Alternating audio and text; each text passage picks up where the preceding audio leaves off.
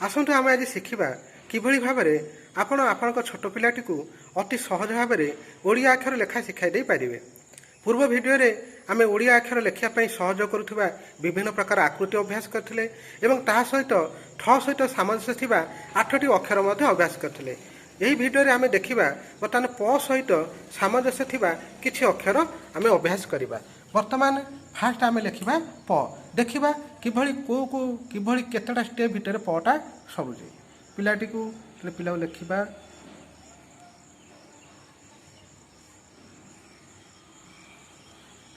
लिखला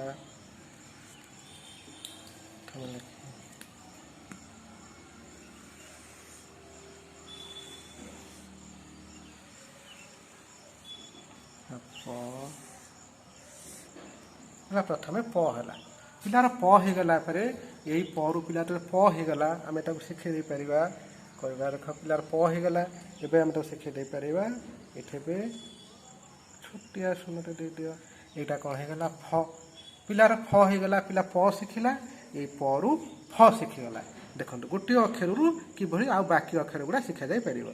पिलार प है फ है ये पु पिला मुद्देश शिखिपार पिला ये प शिखिला पु फ शिखिला ये पु मुद्देश शिखिला एवं एबे कौन शिखिब से पु देखु पिला अंत्यज शिखिला से पु फ शिखिला फरु मुद्देश शिखिला तापर अंत्यज शिखिला आउ कौन शिख देखु पिला बर्तमान शिख क्ष देखो स्टेप बाय स्टेप पिला शिखेबे पिलार क्ष होगला पिला ए क्ष शिखिगला क्ष शिखिगला आम शिखा ए से पु आउ कौन शिखी जापर प सहित सामंजस्य थिबा अक्षर आउ कौन देखा ये शिखिगला पिलार ए ये होगला। देखु पिला गोटे अक्षर लेखा शिखिला प से पु से फ शिखिला मुद्देश शिखिला अंत्यज शिखिला क्षीय शिखिला ये शिखिला। यदि गोटे अक्षर पिला भल भाव में होगला ताले बाकी अक्षर शिखापी विशेष असुविधा हे ना।